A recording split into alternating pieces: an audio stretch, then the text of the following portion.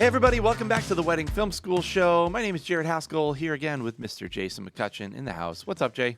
We're just here talking about the world's most interesting subject that most people like, which is wedding filmmaking, and I am excited to talk about it. You know what's funny is, like, you could be so into this world or whatever, and I'm sure this is how, like, anybody who's, like, in, like, some weird niche thing, like, oh, we're crocheting masters or some random thing, and you're like, to you, it's your whole world, and then you go out into the actual world, and no one...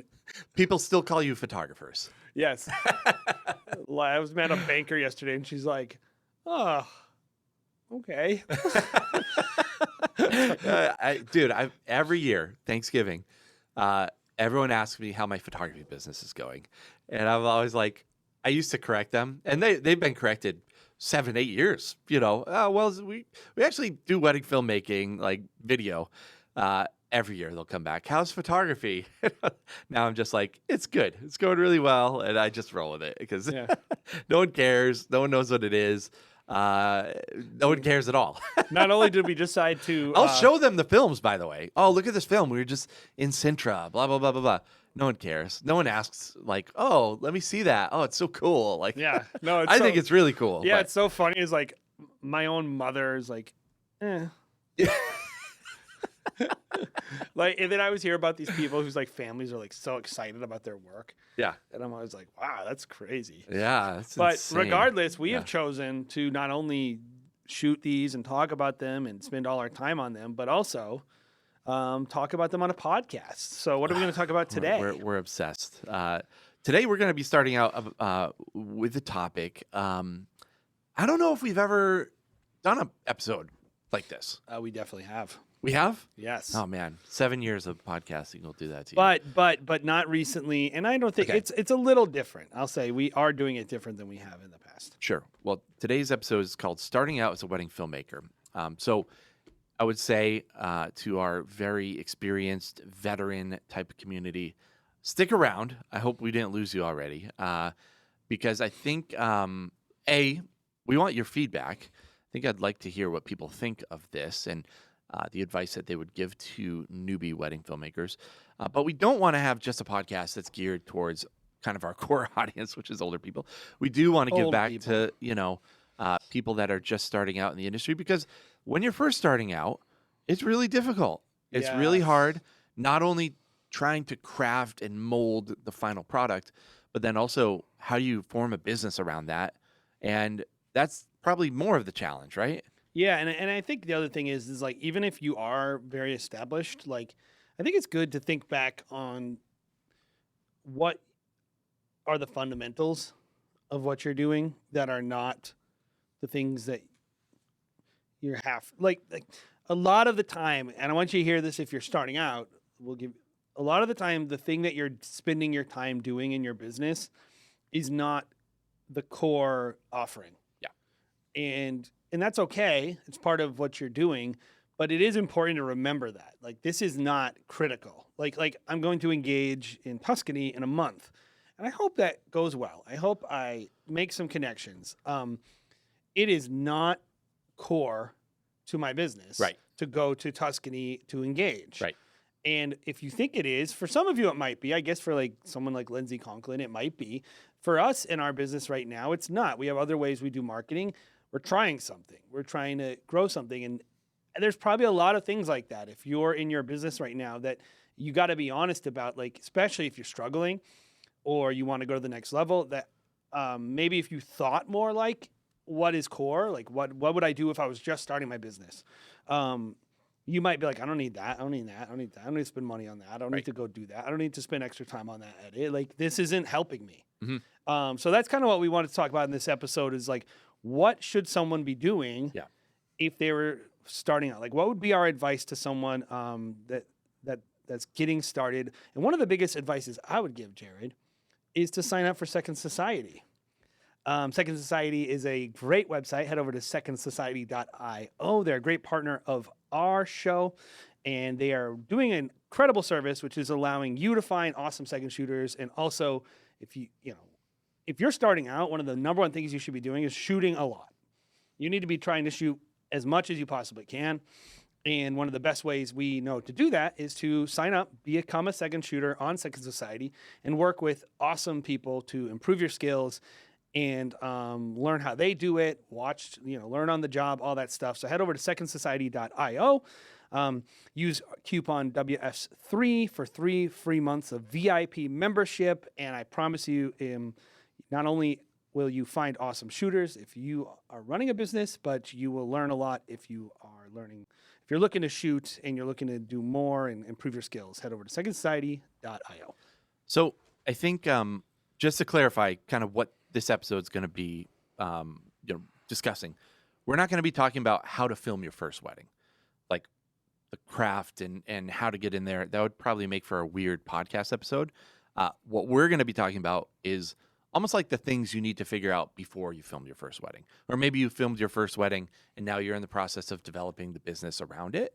And we're going to talk about some creative things too. So hopefully I didn't lose you when I brought up the B word. But yeah, we're going to be talking about really like structures and mindset that you should have as a beginning business owner. And I think one of the reasons why we have credibility, besides being in the wedding industry for 15 years, is the fact that we run 3 different brands, and we've done this multiple times. Well, yeah, and we're not telling you that we're rich or that you're going to be rich. Mm-hmm. This is a pretty much dog-eat-dog world if you're in wedding filmmaking. It's very competitive.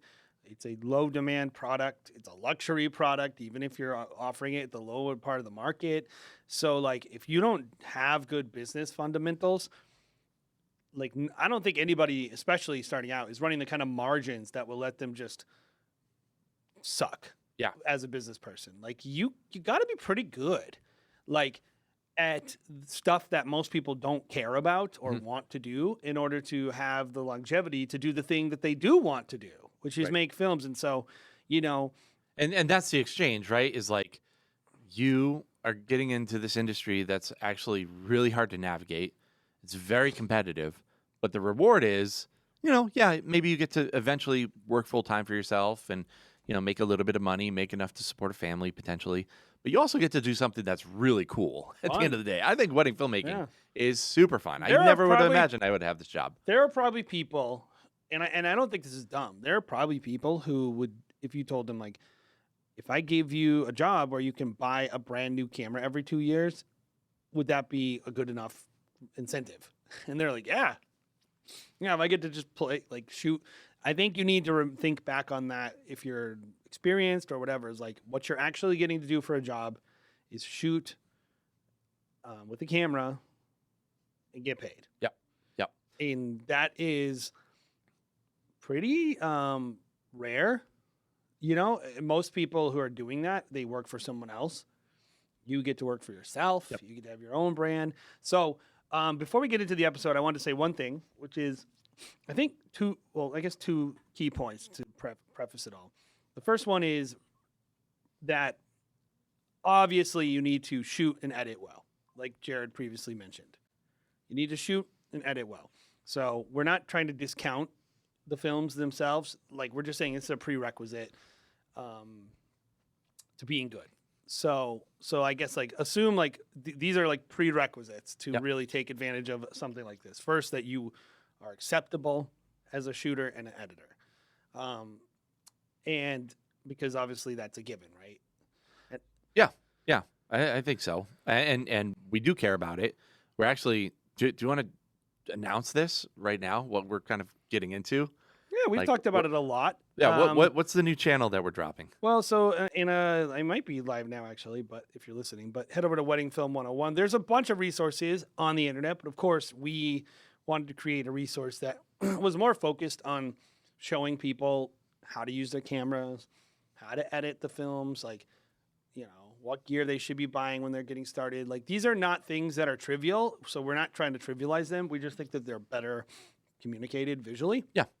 And kind of just podcasts, I think, are different. So, Yep. head over to, Wedding Film 101. And that's on YouTube. And we're going to try to drop multiple releases a month. Yep. That's our goal. Yep. And all that right now on Wedding Film 101, free content. All free content. So a lot of that content is probably going to be, content that you can find in a workshop, find in a mastermind, find in, these modular type of, curriculums, right? Well, It's yeah, I all going to be mean, free. my belief on the whole thing is like this knowledge is not very valuable anymore.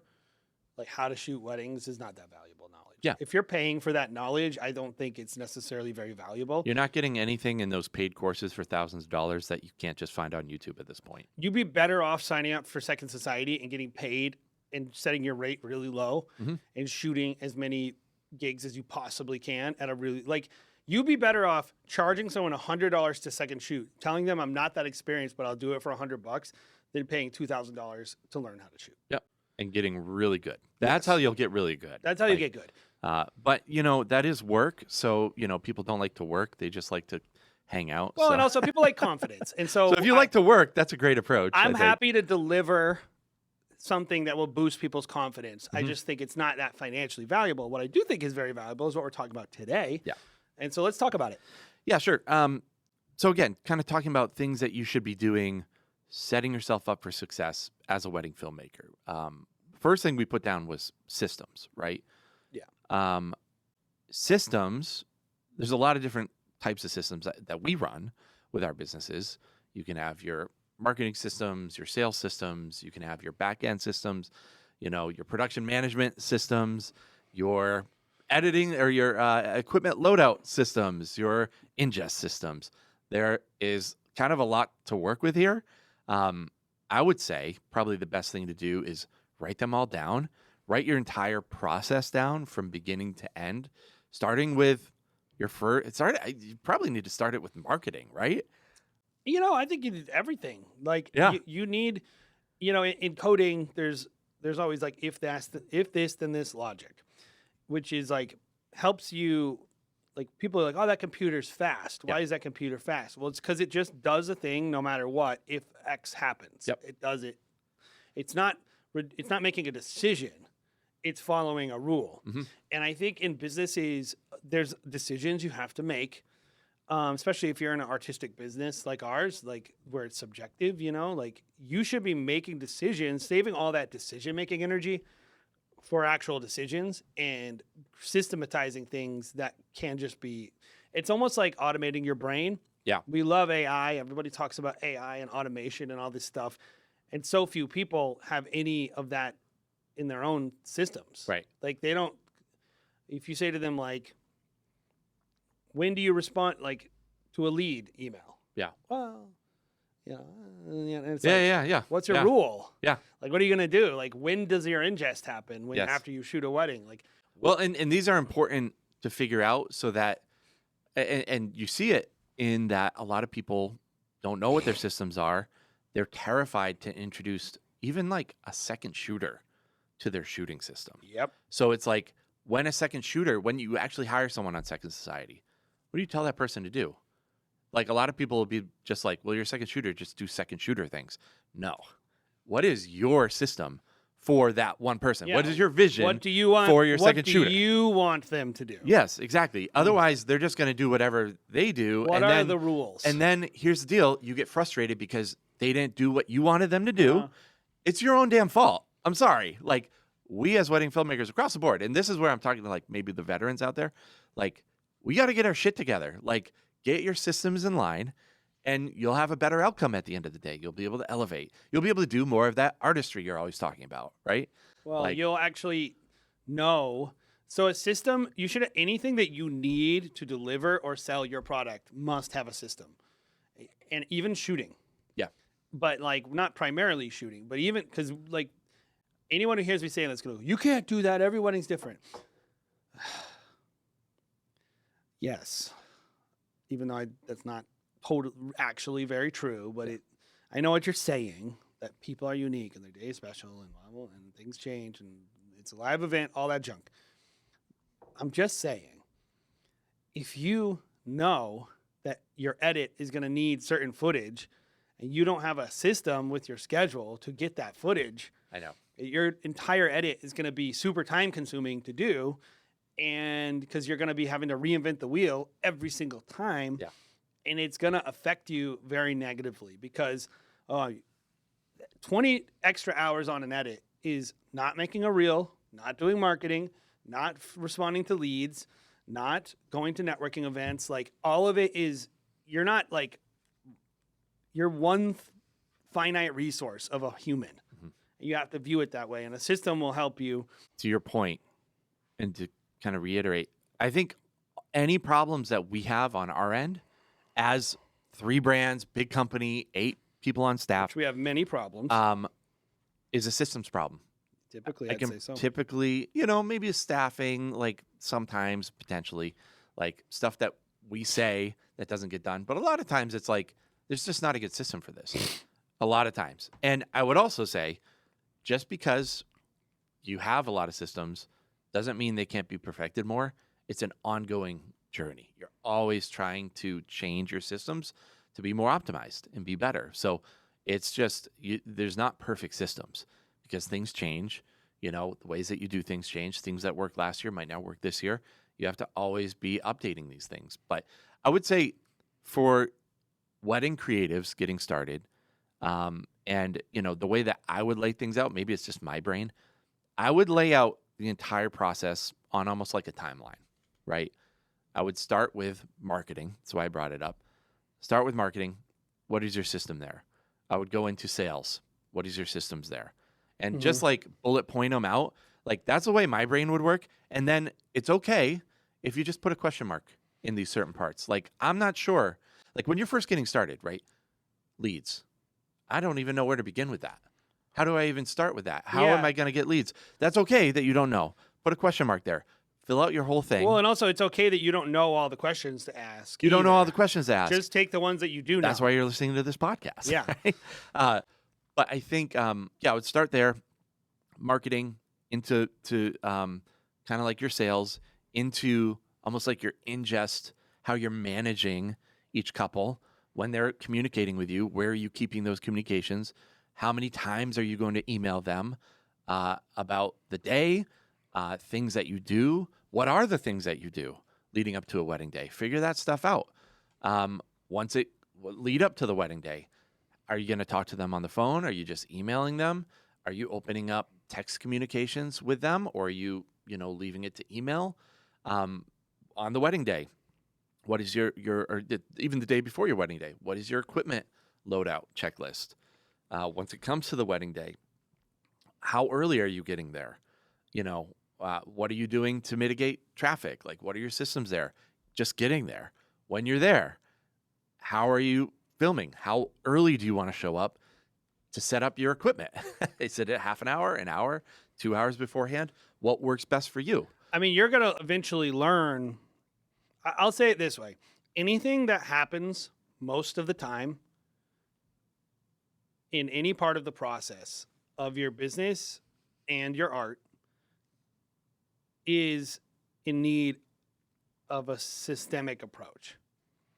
Like, you need a system. Even if you don't realize it's a system, even if it's just habit for you, that is also a system, because it's what you do every single time. I would say it's just internalized. It might not be a system, but you need to systematize it. Sure. Like, you might be doing something random that you should be doing systemically. Mm-hmm. Right? Is it random if you do it every single time, though? If you arrive an hour early, okay, so that's a part of your system. Travis Wilbur is our person, and he's going to maybe edit this. I love Travis. He's a very random man. Like, there are things he knows he should do that he does not do because gets caught up in what he's working on or excited about. I have to be like, no, dude, you got to do this. Oh, yeah, got to do this. So, like, he knows he's supposed to do it. And there is a system that I made. Right, but he doesn't do it every time. He doesn't do it every time. So my point is like, people don't do the same things the same way every time, even if they know they should. Right. And I think I'm just saying, there are people out there that do things every single time. Maybe they wouldn't label it a system. It's just like, oh, it's just what I do. But you should write that down. Yes, because and you should just write down what you do every time. Right. Even if it's not an issue of like, what is the system initially? It's what is the things that I do all the time? Yeah. That need to be done all the time. Yep. Do I know my processes right. for each of them? And I think like systems are about telling you what your processes are, so then you can reduce decision fatigue. Because Oh yeah. if Oh, you are, that's a great point. if like, to use our friend Travis, if Travis would just follow the rules, he wouldn't need to make decisions. So then he wouldn't be as stressed. Yes. Something we say to our staff is stop thinking. Just Yes. do the thing. Just do the thing that we all agreed on.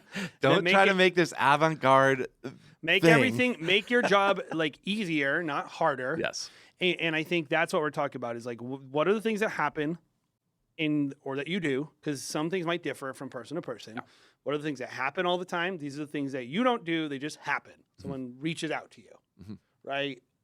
On your form, or you need a system for when someone says, I want a revision.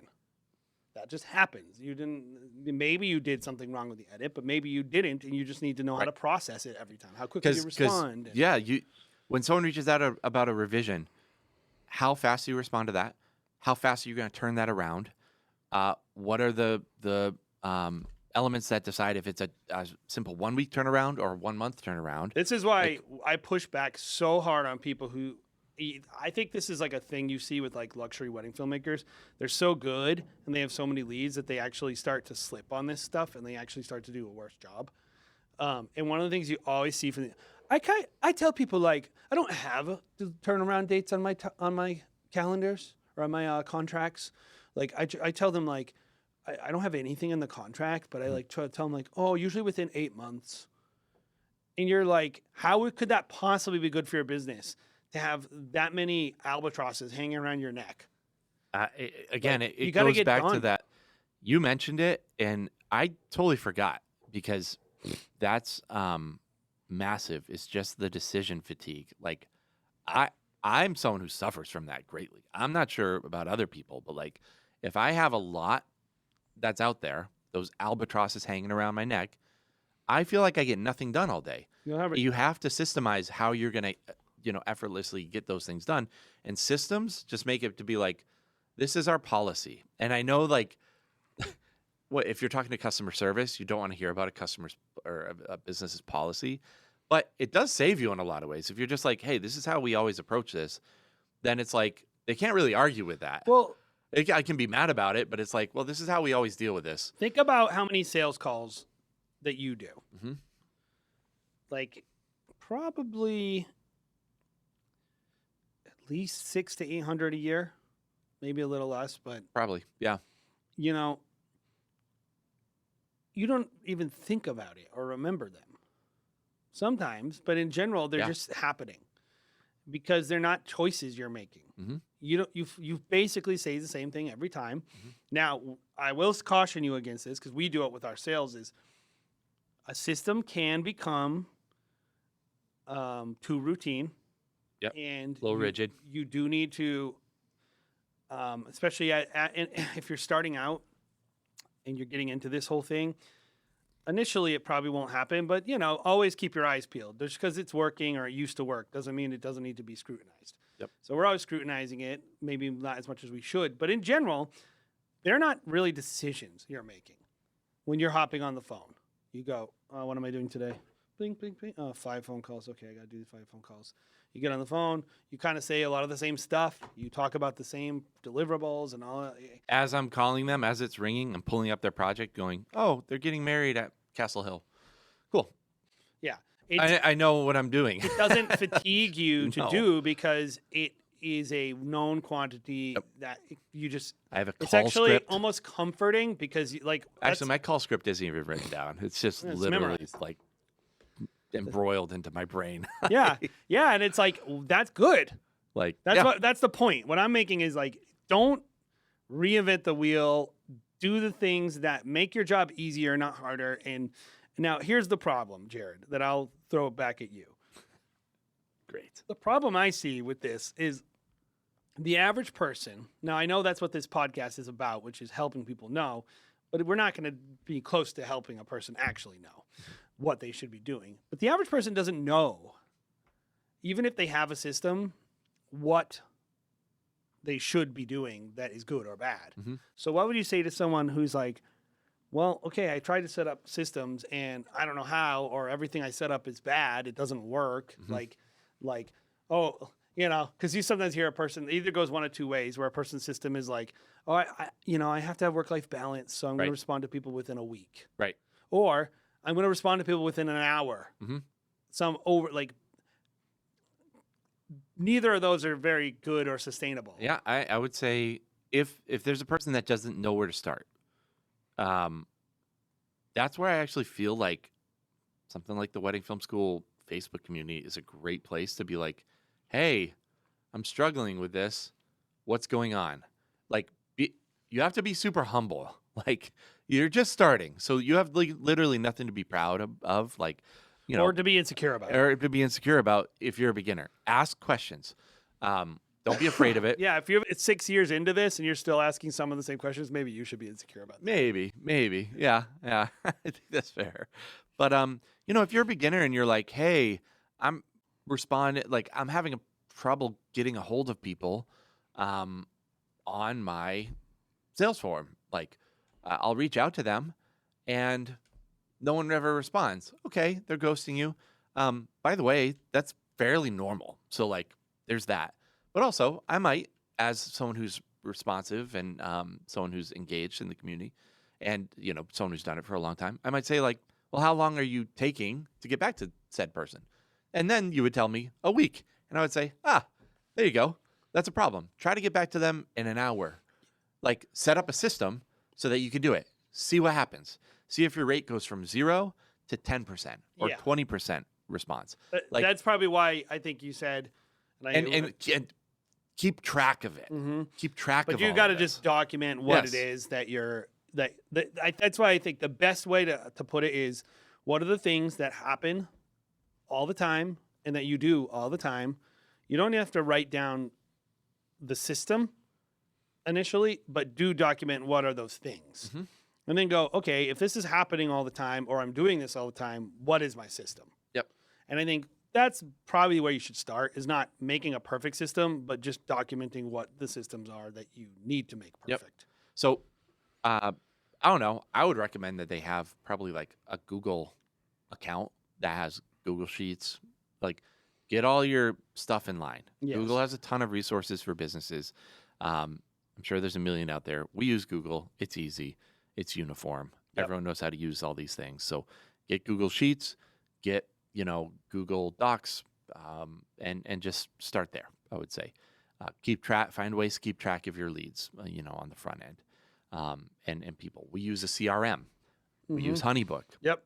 Fortunately or unfortunately for many out there. They're not a sponsor. I can talk shit. I mean, we could do a referral code and get like $100 off. Yeah. So. Yeah. It's helpful for our free subscription over there. I will say I called High Level yesterday. They're like a competitor, kind of, but they're more broad than. And the reason why I'm interested in them is they have text messaging integration. So they can, I don't have to use like Text Magic over to like CallRail through Zapier, like all this, weird systems. And I called this girl for a Zoom. She was like, yeah, schedule a time here. And I was like, okay. I schedule it for like later in the day. Just doesn't show up. I hop on and it's a random dude. I'm like, hey, I was like, yeah, I want to talk about your systems. He was like, oh, I'm just a customer. I just got off a call. I was like, okay, that's weird. So he hung up and I waited for half an hour. No response. So you're not feeling great about that? I'm not feeling great about their system, Jay. Yeah. And then guess what? I did it yesterday too. They're like, hey, schedule. I was like, yeah, I have a 2-week trial. I'd like to get in there and have someone walk me through it. Same exact thing happened. A random dude is sitting on his Zoom like this, like probably hand down his pants. Like, well, I mean, this is the and I'm thing. like, is are like, you with High Level? He's like, no. I was like, this person's just using the same Zoom link. But the same thing happened. I was like, dude, all right, done. I was like, maybe. Like, I like the system. I like their idea. That it has text messaging. I was like, all right, I'll plan it 2 days in advance, and we'll see if they pick up tomorrow. But well, I mean, I think what I would say is this: if you're having, and this is for your own business, if you're having a problem with a business that you're working with, it's like everyone at a restaurant is rude, or anything. Just know it's probably a breakdown of their systems. Yeah. And they don't have a, like, we feel like, oh, cultures. It's like culture is just systematized human behavior, though. Yes. Like, and yes. so, like, what is acceptable by that boss from his employees, or what is acceptable by the boss towards you? Yep. You know, like if a boss, every time somebody makes a complaint, goes, get out of my restaurant, and kicks you out, the employees are going to do that. Yeah. And I think, like, we forget that we are running businesses too. And maybe you're your only employee, but still, like, you have a culture. Yeah, totally. I mean, people say it about us all the time. I mean, we get a text from our buddy, Joe Lauren. Every year I feel like he text messages the same thing. He's like, you know, I'm always working with new guys at your team. And everyone you send my way is always awesome. And, like, he'll send me a photo of them, like, fooling around, like, you know, hanging out. Chained up inside of a dog crate. What? He doesn't do that. He doesn't capture them. Oh, what? Kidnap them. What? It's a joke about him kidnapping them. Oh, yeah. He likes the young boys that we send to him. No, he likes everyone that's on our team. You know, whether it's Brian Nelson when he used to work with us, and, you know, Zach Krasidla, like all of our team members along the way, because we have a system of how we bring people onto our team. How we teach them how to conduct themselves. How we teach them how to conduct themselves. What is acceptable? Like, how to deal with a photographer. Like, we have systems for all these things, and, like, that just comes from years of experience and, you know, sharpening the tools that we have over and over and over again. So I would say the first thing you have to do, write all those things out as much as you possibly can. Wherever you have question marks on that timeline of systematized events, reach out to more experienced people. Ask them how they do certain things. That is how you will become better and have better systems. Yeah. And then as you learn more, obviously you're going to know what to know. It's okay to have gaps in your knowledge too. Yes. Like, you don't need to solve everything to get going. It can seem really overwhelming. Yeah, and it is. It's what I do for a full-time I would say, job. like, the biggest thing I'd tell you is just do it anyway. Yep. But just having at least an analysis of, like, what you know and what you don't know is probably pretty important. And then as you learn, fill it out. As you learn more, try to document it, because we can give you some tips, but the reason we're not doing, like, here's the systems and how your systems should be set up today is because we don't know you. Right. And your systems are going to differ based on a lot of factors. Yep. Like, and so you just have to, what we're really saying is care about this, make sure you emphasize it when you're starting out. Probably most people don't when they first start out because they just want to shoot and edit. And we're saying, you know, maybe don't just be that way. Yep. Yeah, I mean, you just don't want to be reactionary to everything and have to solve problems at every turn. It's just going to make it so that you don't get anything done in the long run. And there's a reason why no one in this industry turns around wedding films as fast as they should. Like, and I think a lot of it just has to do with bad systems, bad planning, and, you know, bad responses. Yeah. Lack of professionalism. Yep. Yeah, I mean, that's at the end of the day, that's what it is. If you don't have systems, you're not very professional. So let's talk about the next point, which is price point, which is maybe a little bit tricky to talk about for newbies because everyone's going to be all over the place. Yeah, I feel probably. like it's so, I think. Well, this is the problem with this whole subject is, like, and we talked about it beforehand in show prep, but we were talking about everyone's going to be starting. Like, if you're a wedding filmmaker starting out, you're at a different place than a lot of other people.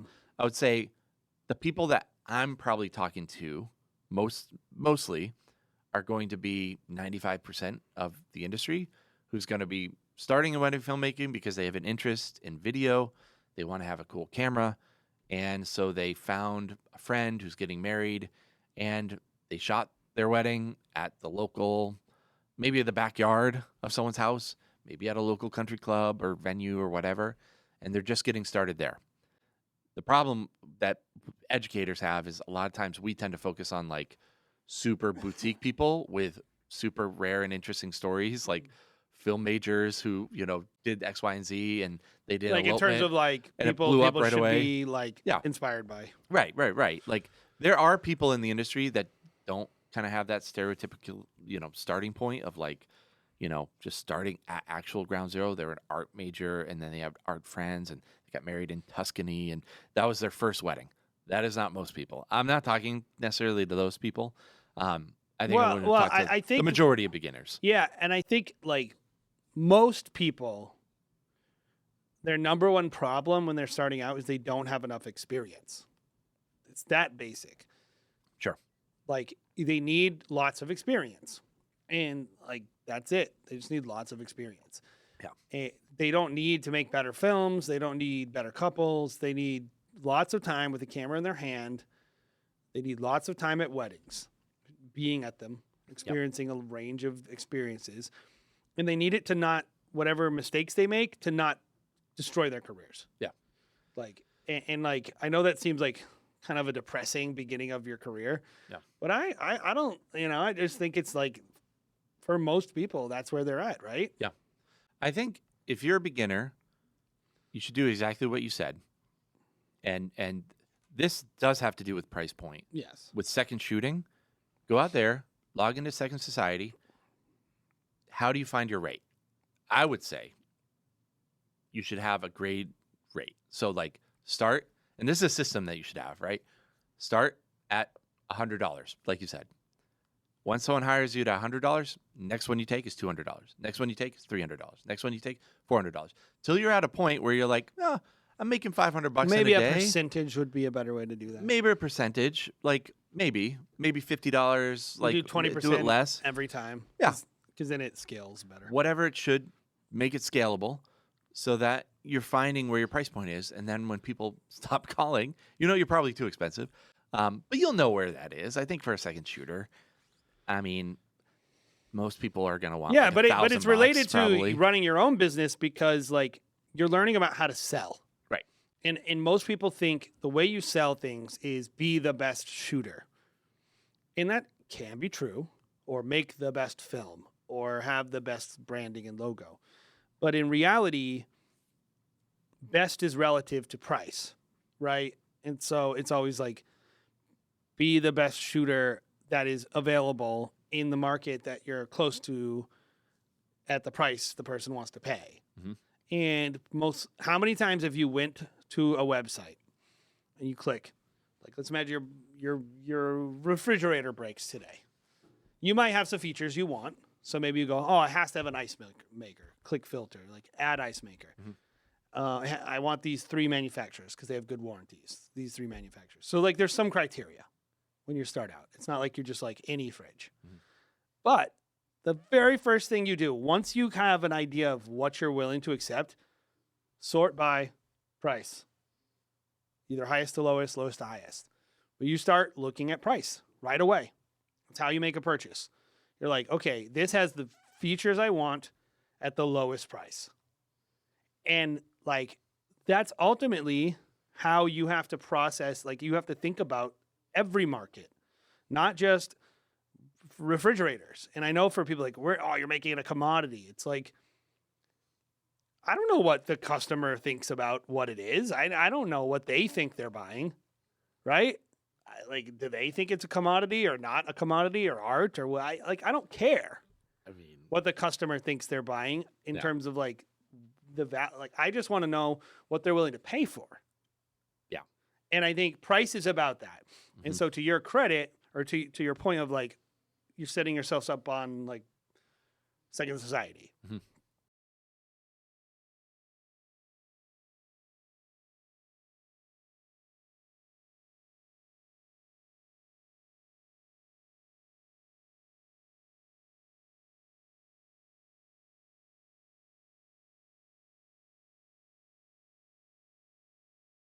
Yeah. And if you're just starting out, your main goal should just to be busy. Just find whatever you can do to be as busy as you possibly can, while making enough money to like pay your gear down or pay it off. Like that should be your goal. Like you said, get in the room. In Hollywood, they say get on the lot. Like serve drinks to, extras. That's how you get on the lot. You can talk to, just get in the room. That's the point. And so starting with like a scalable model on Second Society, maybe not starting with that. people will do that for their actual packages for their business too. It's not something I've ever done because it just seems like a lot of work. And maybe if there's a system of like a percentage every single time, it just seems like a lot to keep track of. Like, I would just say make yourself marketably competitive so that once you have experience, you know, oh, $12.50 for a wedding film, knowing that you're not gonna make money on that, but you're getting the experience, you're getting a reputation out there, you're able to put these systems that we talked about into play, see what works, see what breaks, Uh-huh. and you're just greasing the skids, Well, you know? price is the great truth teller, Mhm. because if you and another guy are competing for a gig and you're both $4,000, you know, and you lose, you either know you're bad at sales or your films are bad. Mhm. But the problem is it doesn't go like that. Yep. Like it can be how they're structured, the packages are structured. It could be like if you are always losing to this other person, so many people look at the work and I'm like, just look at the price first. If they are cheaper than you, oh, yeah, this person's undercutting me. That's a really pathetic way to say this person, that my price is not producing, like, it isn't producing a perceived value. Mhm. Like, the customer looks at your thing, and we run into this with Huxley Film. They look at Stop Go Love, they look at Huxley, and if it's the wrong situation and we don't have the right pitch or the wrong wedding or whatever, they might look and go, well, what's the difference? Mhm. I'll just go with the cheaper one. It's price. Yeah. For that customer, it's price. And for you, if you don't understand that you need to really right price your business when you're first starting out, it could devastate your launching pad. Yeah. And I think that's what we're really trying to say is when you're starting a business, you need to do everything possible to grease the skids to get yourself going, because like I don't think people can. How long can someone run a bad business before it just destroys them? Like not very 2 long. years. 2-3 years max. Yeah. You know, and like at that point maybe they keep going, but at the Yep. end of the day it's like I would say focus on like get on Second Society. They'll give you the experience. mhm. The main goal should be you're booking yourself at a very competitive rate.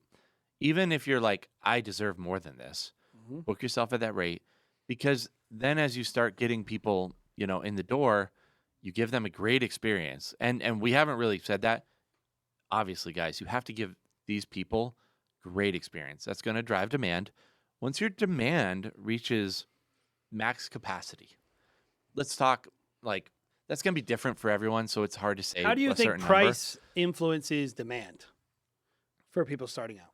I think the lower you are, the more intriguing you are to more people, which is going to drive up demand.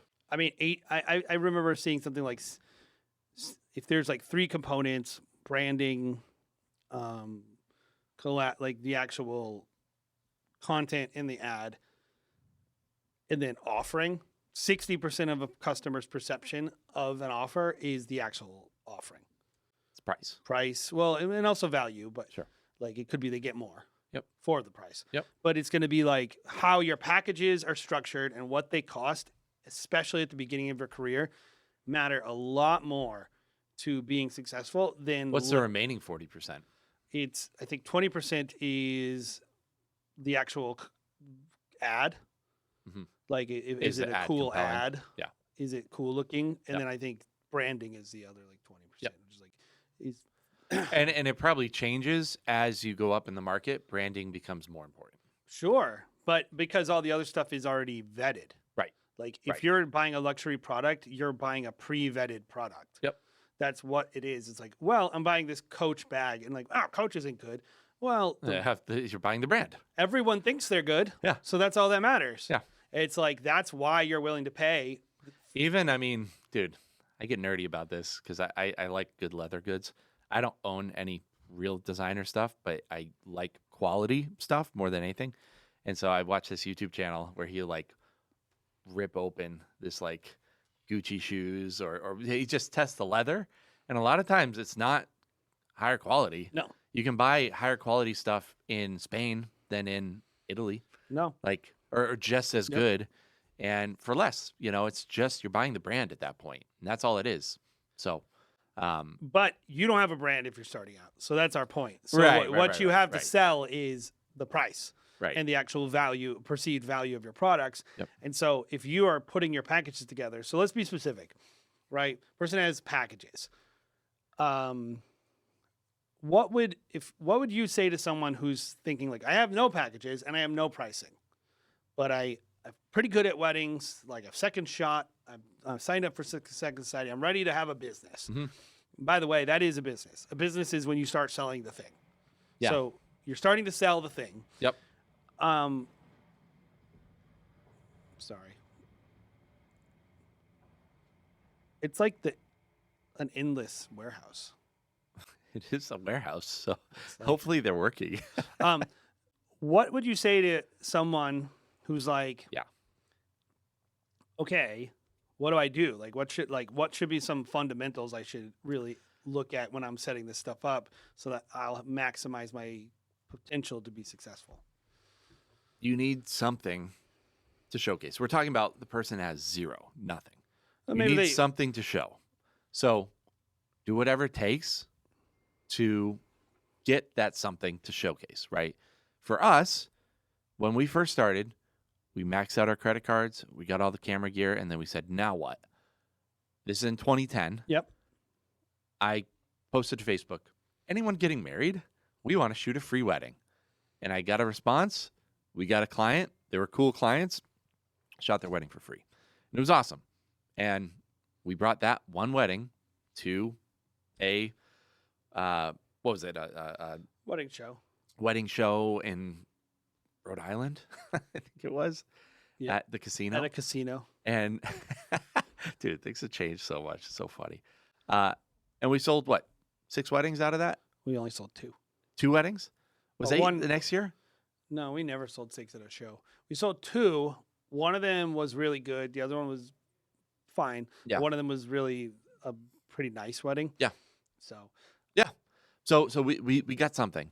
So I would say that's probably the first step. After that,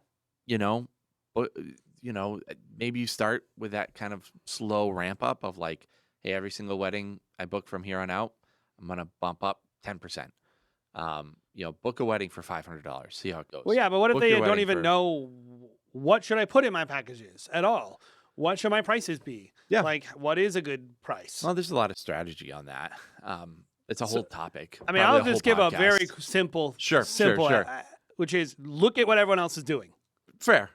Just go look at what all your people in your like go look at your competitors. Go look at what Stop Go Love is doing and Or- Merriment Films is doing. Sure, but go look at your competitors, Yes. especially locally. Yeah. Not just people who are, and not the people who you're not competing with. Mhm. Like if you're like, oh, I live in Santa Barbara, so I know that Lindsay and Cherish from La Rev live in Santa Barbara, so I Yeah. want to look at their. No. Yeah. You're not playing in that playing field. So this is also what I would say for beginners, and something that I disagree with the industry as a whole that a lot of people do when they're structuring their packages, and I would tell everyone to their face, you're wrong. When you're covering a day, just make it the same for every single package.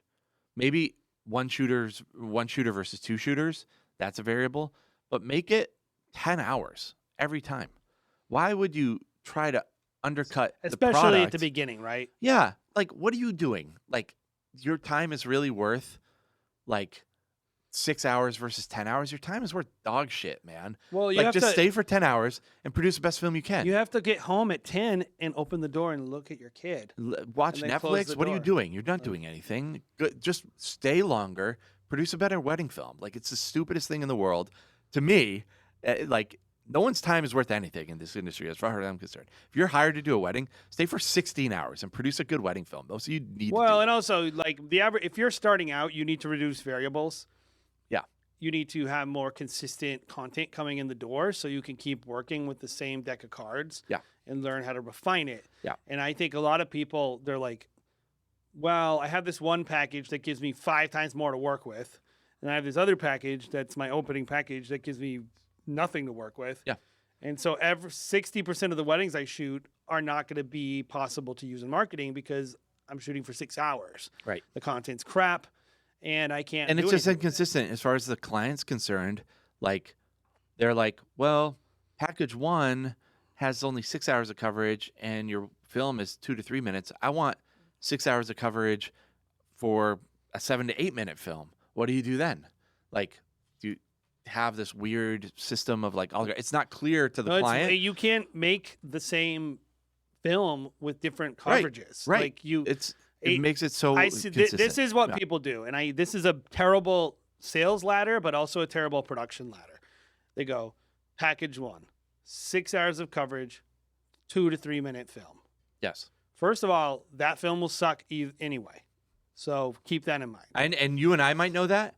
The client might be like, Oh, that'll be good. That'll be good. I want that. And then the videographer is mad because it's like, well, you should have ordered a better package if you wanted a better film.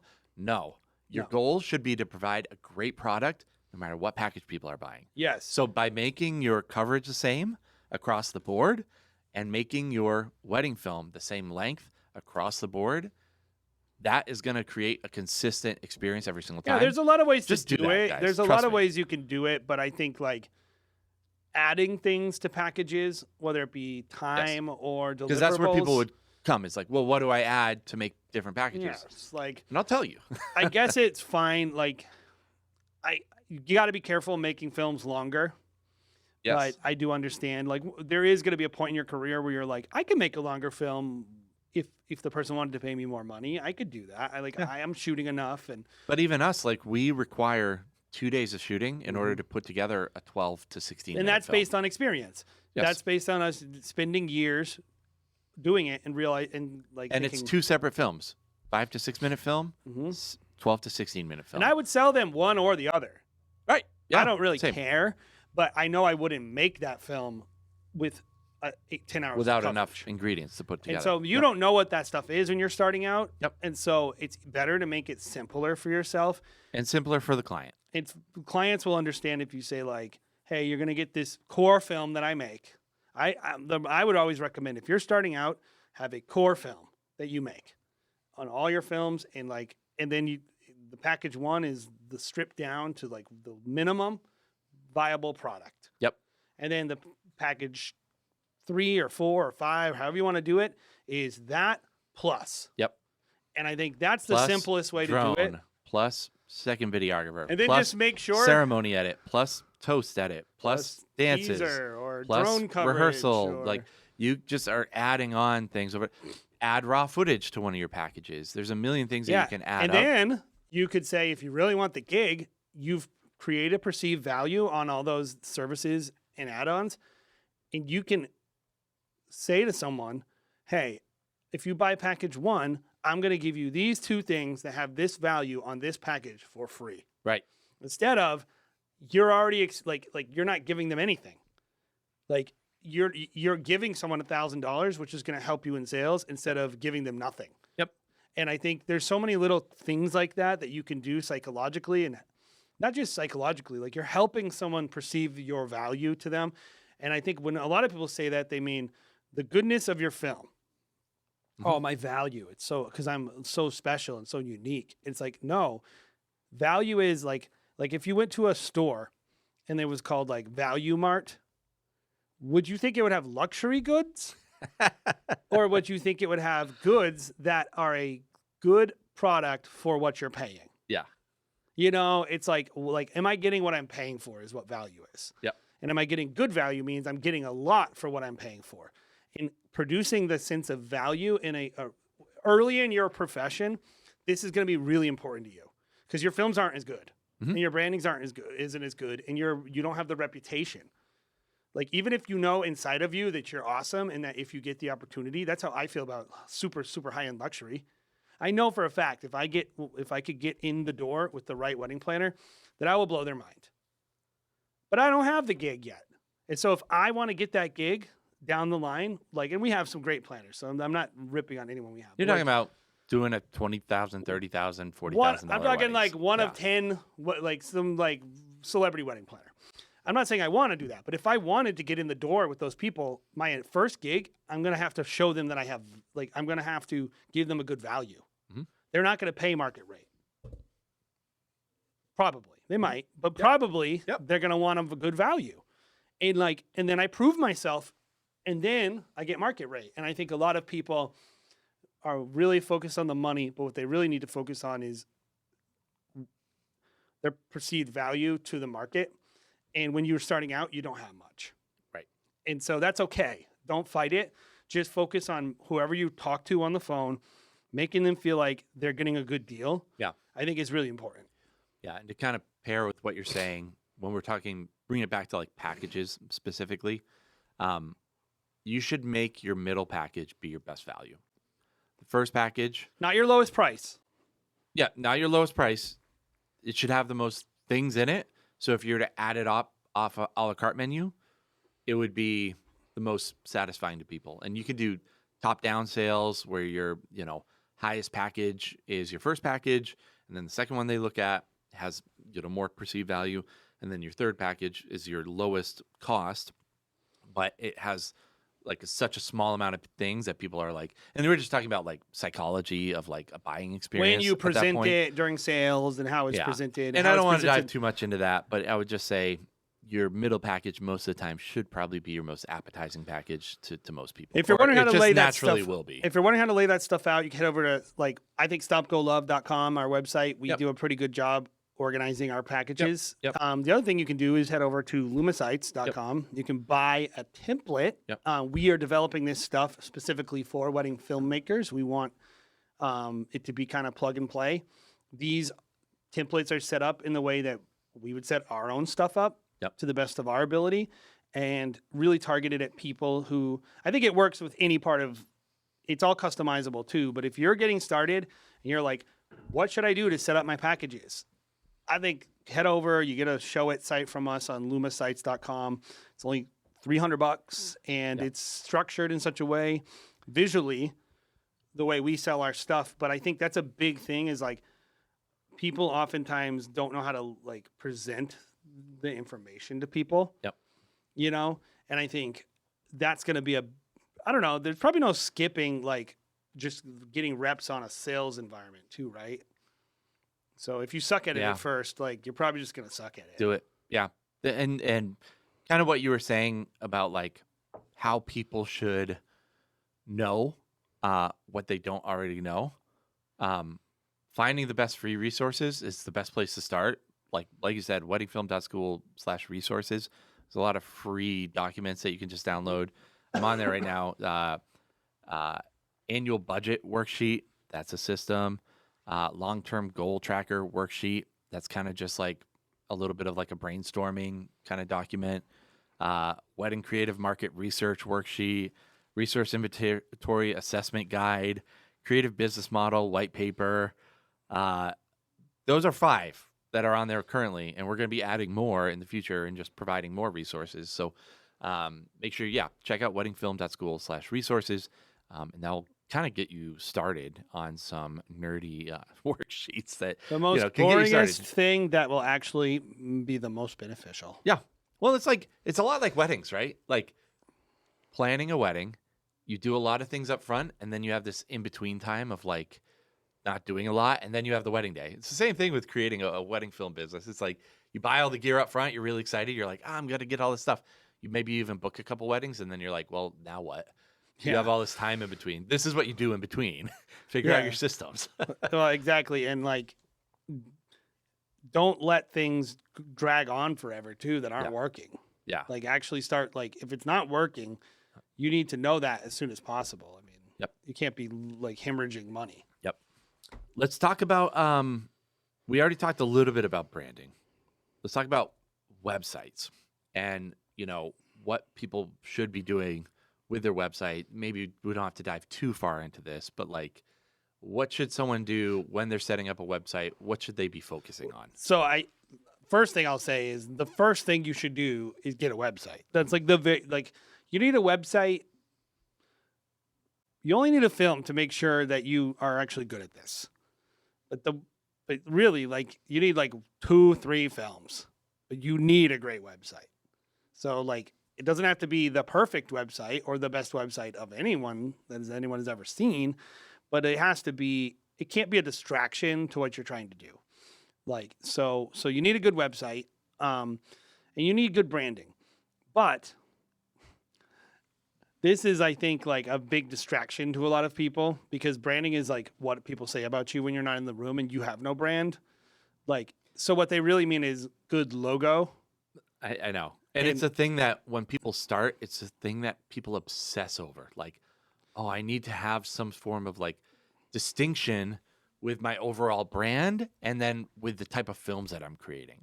And I'm always like, that is a crap goal. It is a bad goal. Well, it's not going to produce the results you think. No, the 10 people who go to your website aren't going to go, wow, this guy's brand is so much better. Because if you're like most people that are starting out in wedding filmmaking, you're going to appeal to a country club person because you're cheap. They don't give a crap about your freaking brand. I would They push care back. about if you're a professional, if you're going to deliver it, and you're going to film their grandma. Filming their grandma on the day is much more important than your artistic style. So or here's what I'll say. What your brand is. I push back a little. I think branding is very important as a trust building exercise with your audience. And by that I mean like what does your brand need to succeed at early in the career? It doesn't need to succeed at appealing to their sensibilities. Like, you could have a brand called like Shutter Focus Films Magic. Magic Focus Films. Competitors of ours. Yeah, Magic Focus Wedding Films. If that is your business name is very bad. So Magic Focus Wedding Films, and you have like an aperture ring as your logo with magical things popping out of it. A wand. And a rabbit coming out of that. Yeah. At some point, Magic Focus Wedding Films the branding could be a distraction. So like, I think if it was a magic hat with a camera coming out of it, probably that will be a distraction. And so you don't want a distraction. Like, you can't have a wedding brand that is like the person looks at it and goes like, is this person an idiot? Like, are they stupid? Do they have like bad ideas? Are they going to ruin my film? Like typos all over the website and mistakes in your pictures and just things that part of your branding. But what you're not going to get is a bunch of benefit from going to someone saying, I need to spend 12 grand to redo my brand. I need a new name. I need a new logo. I need a new website. And then you look and it's like quite literally the best website anyone has ever seen with the best branding anyone has ever seen. When all that person wanted to know is, are you going to actually do what you say? What are your prices? Mm-hmm. Right? Like, that's what they're looking for at the beginning of your career. So I guess I would say this: websites, branding, logos. If you're good at that stuff, press your advantage. Do what is easy for you. Do it. Like, make a good one. It doesn't hurt to make a good one. But you got to be realistic about what it actually is going to get you, because your problem is no one goes to your website. Like, no one knows who you are. And so, like, the bigger pressing issue is not that your branding is not closing deals. It's that you don't have enough eyes on who you are anyway, so it doesn't matter. So the best thing I'll say to people is, it doesn't have to be great. It just can't be terrible. Yeah. Like, it just can't be a big distraction when a person goes there. Like, so, like, even if you have a terrible brand name, fine. Just go find a font you like and write the brand name in a font that isn't distracting to people. Get rid of some... You can't have like a swastika or like. Can you even say that word on a podcast? I feel like everyone says swastika nonstop now, so I feel like I can say it. Good. But like I mean, that was Kanye's problem, right? What? It's bad branding. Oh my god, the racism doesn't have anything to do with it. But I think like you can't have things that make you look like you are gonna screw up their wedding, and that's, I think, what really bad branding is, a carelessness thing. Yeah. Like, you don't want to look careless, but as long as you look like you tried, and like you look at the site, you're like, yeah, this person corrected the spelling. The logo isn't like an embarrassment, and I can navigate it. Yeah. I think it's pretty low bar. It's easy for me to say branding is crap and blah, blah, blah if you're just starting out, because you would never do a bad one. I wouldn't do a bad one because I'm good at it, and I've done it a bunch of times. But so it kind of is, I take it for granted. You do. But at the same time, I've hang on. At the same time, I do think a lot of people that are starting out push their brand and work on their brand and make sure that the grain that they're using on the website represents them somehow. So much so to the detriment of like, dude, you have a freaking backlog. Yes. Like, why are you worried about grain on the header of your website when you should be worried about something that's much more important, which is deliver the wedding film fast? But they don't have any weddings. Because no one cares about But the they're grain not on booked. the website. Well, some of them might be. If they're Yeah, just but starting out, that's what I'm saying. Like, people that start out have a I guess weird sense of defining priorities. Yes, because I think it starts like this. They do whatever it is that they're doing. They, If and you it don't could- have any, if you don't have anything, you have all the time in the world, go for it. Do it. Especially like you said, press your advantage. If you're good at it, we're good at it. That's what I would spend time on if I wasn't doing anything but else. also we're good at it. We don't need to. Doesn't take that much time. Right. So that's what if you're so good at it, it shouldn't take you that much time. That's all I'll tell you. Yep. But regardless, I think the issue is like why these things become problems for people is when they start their business, they don't understand how hard it is to get booked, how important it is to get eyes on you, and that people are less critical of your brand than you are. Mm-hmm. So they start their business and they do everything perfect, and then they're not getting booked. Right. And then they're like, "Why am I not getting booked? Oh, That. I need a rebrand." Yeah. And then you're like, "You've been up. When did you start? Oh, 2 years ago. Let me see your brand. Okay, I mean, maybe we could tweak some things, but like, I think the problem is that you had 4 people a month visit your site. Yeah. That person, and this is the why systems matter. When did that person decide not to go to your site? And why did they decide not to go to your site? Is it because they saw your Or maybe logo? did they even have the opportunity to go to your site? Exactly. Like if you don't think for 2 seconds that person saw your film and saw your logo and said, "Screw that guy," with a logo like that, I'll never go to their website, and just put the kibosh on you. Yeah. No, they didn't do that. Maybe I might. You would, but they're not doing. If you have 10 visitors a month, that's not happening. Yeah. And It wasn't like 1,000 people saw your website and then chose not to go to it. Yeah. They don't even know that they should go to it. And so the average person's problem is not that their branding is so bad that it's repelling people, is that they're not doing anything to attract people, and that should be their focus. Mm-hmm. That's really what I think you're saying, and I would agree with that 100%. most people out there, 90% of the people that are going to be reaching out to you, especially when you're first starting, I would say even 95% of the people that reach out to you, don't give a crap about your artistic representation of anything. They're coming to you because they just want a film of their wedding with grandma in it and their mom in it. Like, and it goes into the brand side. We always treat these brides like they are art connoisseurs or something. Very cool. And They're yeah, not. very cool. Most of them watch Love is Freaking Blind and the Kardashians. That's what they like. Or like- so like- like my idea of somebody like that having an opinion on a logo or whatever, it's very low. Like we just have to be realistic about who we're Americans, man. We like reality TV. Like Yeah. we don't like art. Like when did Well, we and also start even thinking like brides care about the art? idea of nostalgia selling this market. Yeah. Nostalgia's big. Nostalgia's the opposite of cool a lot of times. So like so personal. yes, and That's why they want grandma. it's That's why they old. want mom. It's Like, grandma that's- yeah. centered. Like if you had a wedding, and I promise you this. And by the way, I think that is freaking cool. I think family stuff. I'm a dad, so like I care about all that stuff. yeah, And but I don't can want see to myself make. in people. But I don't want to Like, make a logo my grandma likes. Sure. No. That's my point. That's but, fine. but it would actually make you money. Like if you had a wedding film company called Blue Would it Hydrangea just Wedding be a Films. lot of lace? Yeah, Blue Hydrangea Wedding Films. Blue Dranger? Blue Hydrangea Wedding Films. Love it. If you had Blue Hydrangea Wedding Films on Cape Cod, Yeah.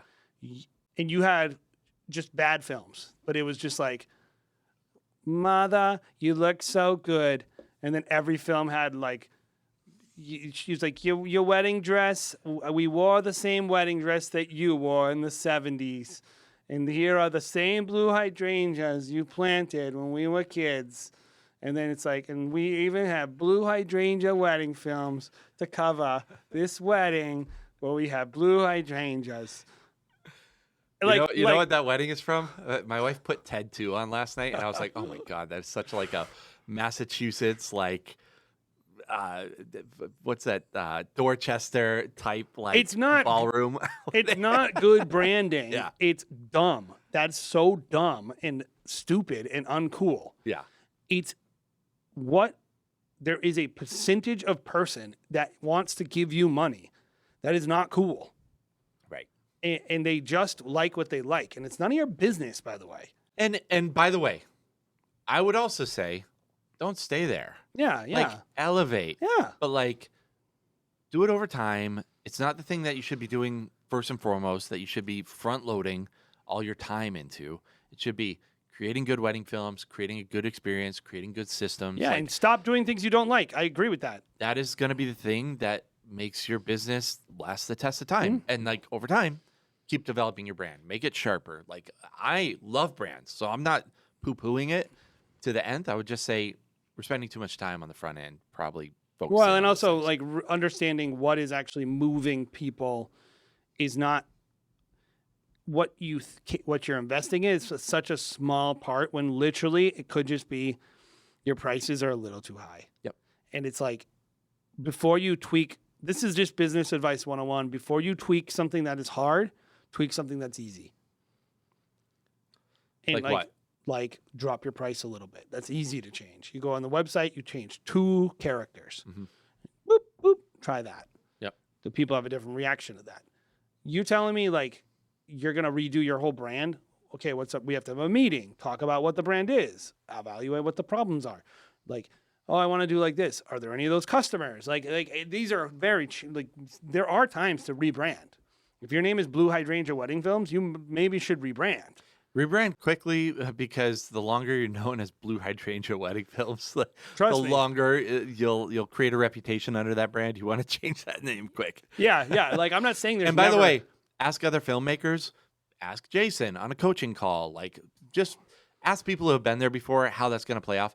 I was talking to what's his name, Josh from Birch. First time I met him, he's sitting down. He's about to go on and speak at Engage.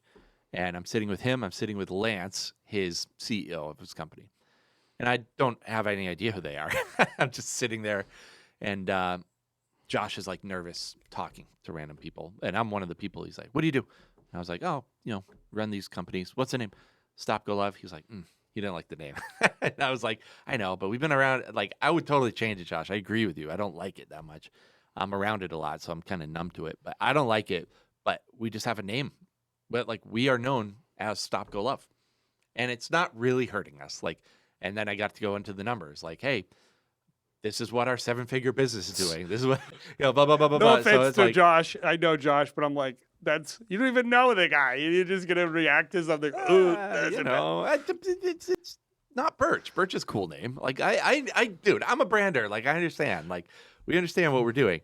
But yeah, that's why you should change it There's quick. definitely a time where you need to change your name. I'm Yeah. just saying what is probably affecting you more than anything is that you have no lead generation. Yeah. And then when you do get leads, your offers are bad or your prices are too high. Like something simple is probably the problem. And like when you're first starting out, you have a lot of very upfront, very obvious, simple issues that need to be tweaked. Tweak those first. Yep. That's really all we're really saying about branding. We love branding. We think it's important. We think your website really matters.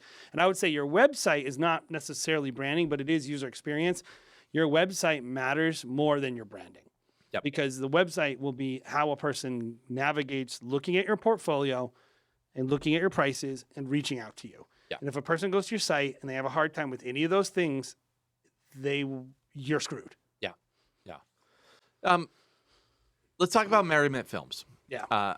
Because Merriment Films is our kind of volume brand, I guess is what most people would categorize it as. We do less volume there, though. It's definitely more affordable. It's more affordable. We're doing less volume now, but long term, this is something that we could do 300 wedding films a year under this banner. And I think it's the reason why I want to talk about Merriment Films is because it's probably more in the world of like where beginners are going to be starting. Our price point starts at $2,000. We go up to $4,000. We have packages that go to $3,500. Yeah, I think our But average sale was like oftentimes, 28. I think it's more. I think it's around 3 now, because we have a lot of people that will go up to $4,000 and just add a la carte menus that all the way up. initial offering is not very compelling. Yep, yep. I think talking about Merriment Films, there's a couple things I want to talk about, and maybe it does touch a little bit about wedding day approach. I know we said we weren't going to really do a lot of that, but I want to talk about the equipment that we use, why we use it. Maybe it can inform some of your buying, decisions early on, which is valuable when you have limited resources like money.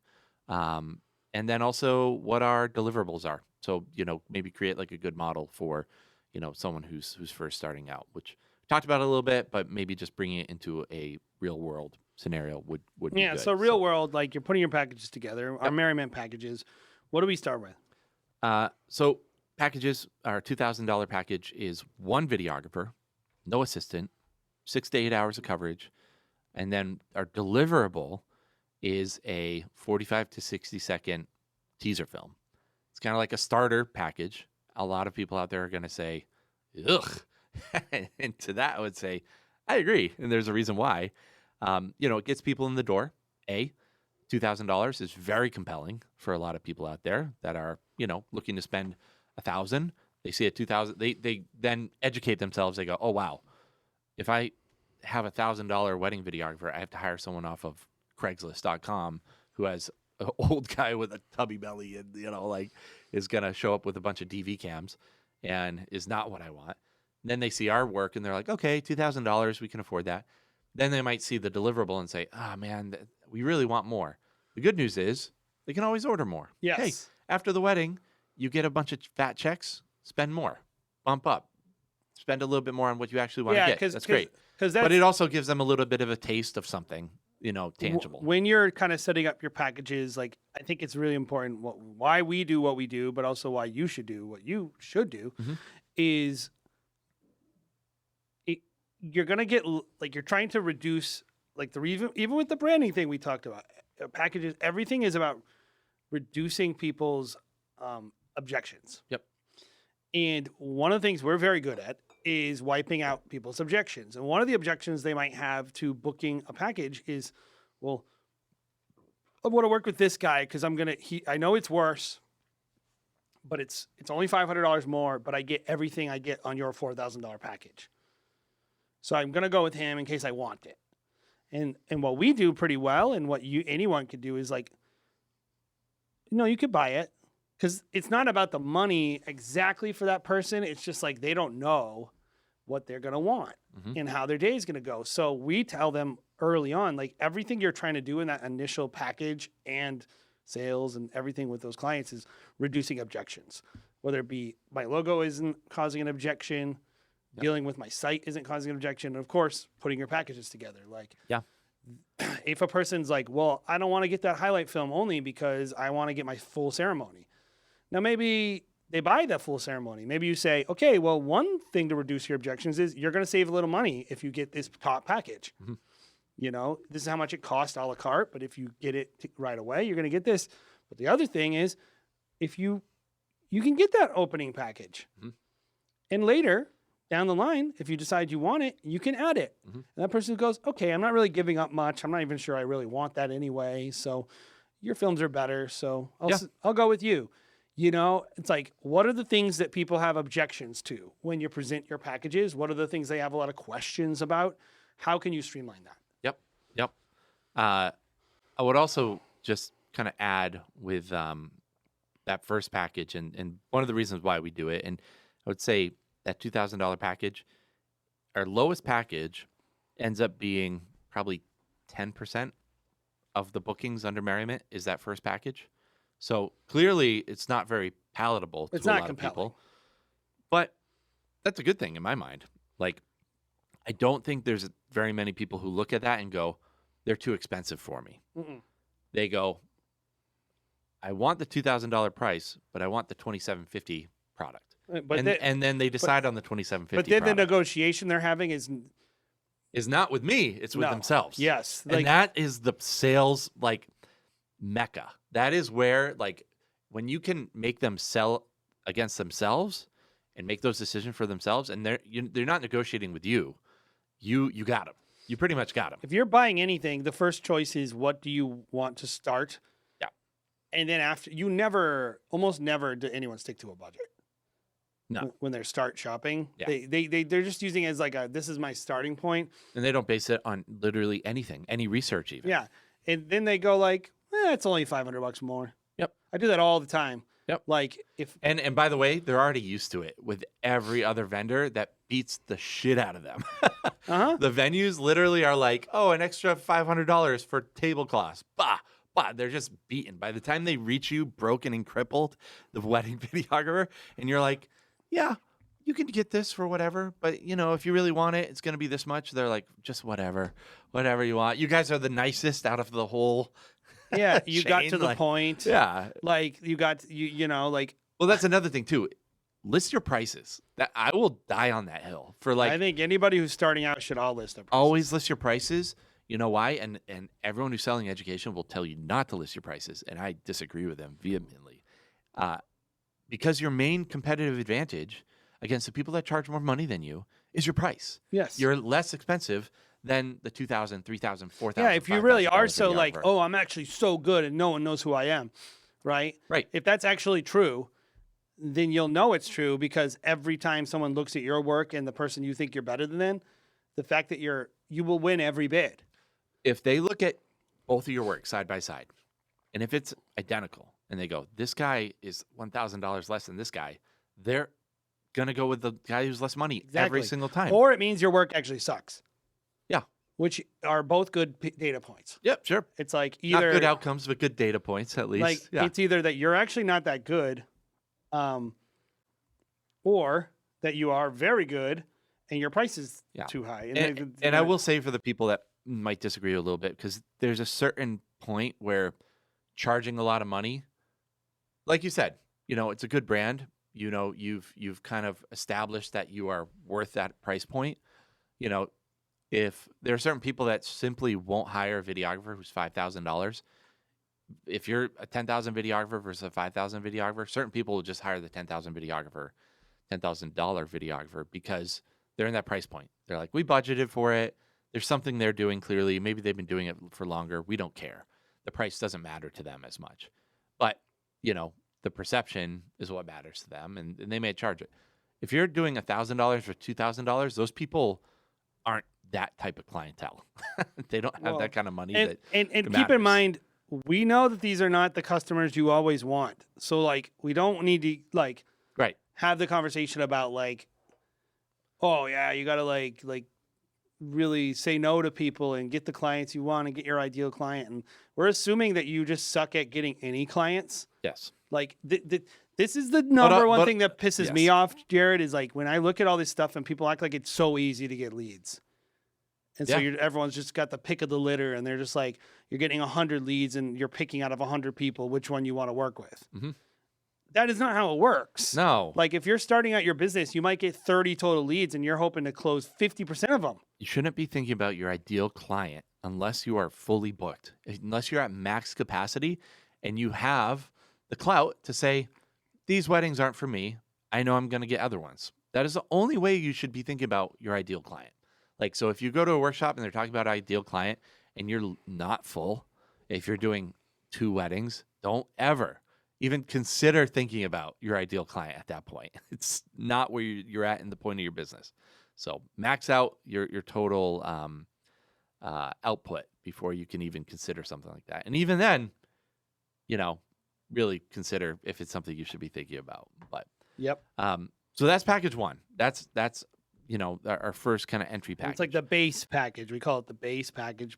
That's how we sell it, but internally. Base package. Because everything after this is built on it. Yep. And, you know, maybe we can talk about top-down sales a little bit. We don't do it with this brand. I don't think anyone at the beginning of their business really should be doing top-down sales. But our middle package, most popular package, probably makes up 60% of what we do.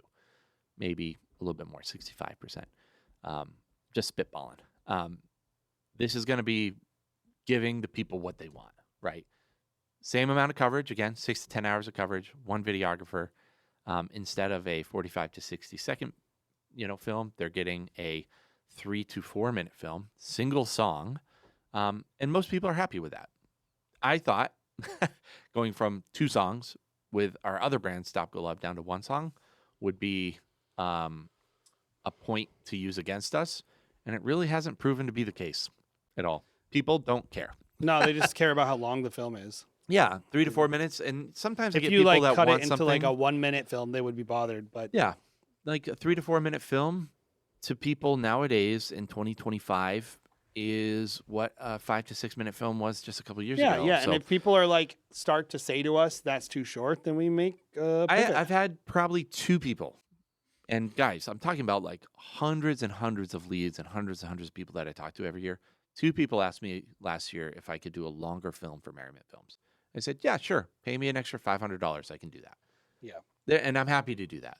But a base, and again, I'm simplifying this to compete in this market, and we're profitable. Like we do pretty well here, right?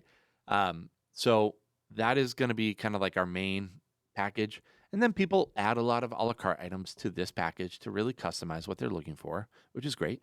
Our third package and deliverable is going to be our same amount of coverage, 6 to 10 hours, or I'm sorry, 6 to 8 hours, one videographer still. Same highlight film, 3 to 4 minutes long. And then this time they're getting a ceremony. They're getting an edit of all of their toasts, 3 to 4 toasts, and then 3 formal dances in an edit as well. So they get 4 edits. And this price point is going to be $3,500. Yeah, So- and so they're getting maximum value. Maximum value. It's still if you were to add everything off the a la carte menu, I think it comes out closer to like $3,900. So we do encourage people to go with the package as opposed to just add everything off the a la carte menu. By the way, we understand that we're leaving money on the table with the packages. Yeah. Although we don't really believe we are, but we understand why someone would think that. Our goal is to make them actually feel good about their purchase. Yeah. Like, so if you're wondering why should I give up $400, I could just have a base package and then everything's a la carte. 2 things with that. Number 1, it is harder for the customer to put these things together. And it's number 2, it's harder for you to sell. Mhm. And so if we're talking about increasing your average sale, increasing your close rate, and improving your pitch. And the more unique your pitch has to be to explain it to someone, the more you get into individual preferences, the more your packages need to be customized to make people happy, the less effective your sales is going to be. Mhm. So packages are a great way to streamline your sales process to create a perceived value. Because in reality, like you're going to have a lot more people buy a package for $3,500 than you are buy the same stuff that evens out to be $4,000. Like, so you're really losing money. In reality, like you might sell like 20 top packages for $3,500. You might sell those exact deliverables with a base package and all a la cartes 5 times. Mhm. Just because how complicated, because like if people can start like customizing and everything's that way, I think if you're really in high demand and you're very high priced, it does make more sense to kind of do it that way. Because every pitch is individualized. Yeah. But when you're first starting out, packages are really important. Yeah, I agree. Like that's why like we always tell people have a package and make sure that it's more valuable than if the person bought all the a la carte separately. Yeah. I would say those packages, it's just a trade-off. Like I would rather have, more people order that high-end package, even though those things adding up might be a little bit less, because those people aren't really sure if they want it themselves. They're not sure if they're going to want to watch their full ceremony. They're not sure if the best man is going to be half drunk when you hand him a microphone and he's giving a speech. They haven't experienced it yet. So it's like, they're kind of like half the people I feel like are like, do I really need those things? Like, do I really want them? Half the people will be like, yeah, like I Well, yeah, definitely that's the thing is they need don't this or that. really, they don't know. So it's like I would rather them be like, oh, it's a good value. Let's just get it, because then you run the risk of you get to the wedding day and then people are like, that was garbage. I don't want that. You already have those people in the bag if they feel that way. Like, and so it's like it's just a trade off. Like I would rather just sell the higher end packages and maybe do. You a just little got to bit more choose your work, and- battles when you're Yep. running a business. And in this business, one of the battles that you have to choose is how much explaining do I want to do? Yeah. And how much potential risk do I want on people not understanding things? Or, you know, I always say, like, when you're first starting out, you have enough to worry about. Just try to make it as easy as possible for people to give you money. Yeah. Yeah. Like, I know that flies in some people's face, but it's like, these are the packages we put together, and they are based on what we think people like, which is they want to highlight film. We've messed around with some social stuff where honestly, I'm not 100%. That's a thing we'll be continuing to tweak with Merriman Films, is how social works into people's deliverables. We know it's important to people, but it's like a changing landscape, right? Yeah. But we know they wanna I highlight still haven't found that people are willing to really. Everyone likes social media, but one of the things I like about it is that it's free And cheap. Yeah. and cheap. So as soon as you start saying, "Well, I can produce a piece of content for you that you have to pay for," people don't like the idea of having to spend $500 on a social media edit. Like it's just the nature of what you it know is. what they like spending money on with the social media Photographers. edit? They like spending money on speed. Sure. So say you said to them, "Oh, I'll get you a social media edit within a week." Yes. And Like- that's the thing is even with our low package, we tell them we'll deliver within 2 weeks. For just a teaser. Just the 30-second little social media edit. Yeah, but my point is like they're not buying a social media edit. They're buying quick turnaround. Yes. And so it's like people are buying when they look at your packages, they're buying the things in the package, of course, but they're also buying like if you book a cruise, you might book a room, right? And like the reason why people buy like food and drink packages on these things is not because they're like, I can't, like, I guess some people That's are a like, great comparison. I want to get drunk. I want to get so drunk. Like I can't. They don't do the math and go like, oh, I'm going to drink 5 drinks a day. That's going to cost me this much. And go No. to the menu, look at the pricing. They just go, I don't want to think about Great comparison. anything while I'm on this boat. Yeah. The last I thing wanna go to- anyone wants to think about is money ever. When I'm on the boat, when they're spending it. Yeah. I would rather spend the money up front to know that any place I go, I'm just going to say, I want to eat here. I want to drink X. I want to do Y. It's almost like I just want to feel like a king where it's like everything is free. Even though I paid for it up front, everything from here on out is It's free. just, like money and like It's it's all psychological. psychology. Yeah. Like it is, and I think like the same thing with people's packages. But also they do want to make sure that you have the memories. So Yes. like I think being clear what they're getting in terms of their memories and their experience and deliverable is really important. But also where the value is. Yep. Totally. Do you want to talk a little bit about kind of how we approach equipment Sure. briefly? I think very briefly. Okay. Let's say this. How we approach equipment is we say we have 3 brands. Huxley Film, we say what is the best what is the best thing that we could get that will A, set us apart, and B, make it that we never could ever screw up. Right? We're never going to have any wants when we shoot a wedding. I don't think that's how you should start your business when you are starting shooting. Is like you don't need to be able to do that to shoot the weddings that you're shooting. With Merriment Films, and probably with your own business, it's about what are the things that we must do successfully. So like lens choices. We don't think what is the best lens. We think what lens will be the most affordable and still make the packages profitable, and what lens will require the least amount, or which lens is the most flexible that will allow me to do the most amount of things without changing my lenses. And then of course, like you're getting into like, does it have enough light? So maybe some specifics about the environments you're going to be shooting in. Yep. But we're just going like, this has a specific criteria. So what I'll tell you, the basic thing I'll say that will work for any shooter is what is the specific criteria that your equipment needs to fill to shoot the thing you sold.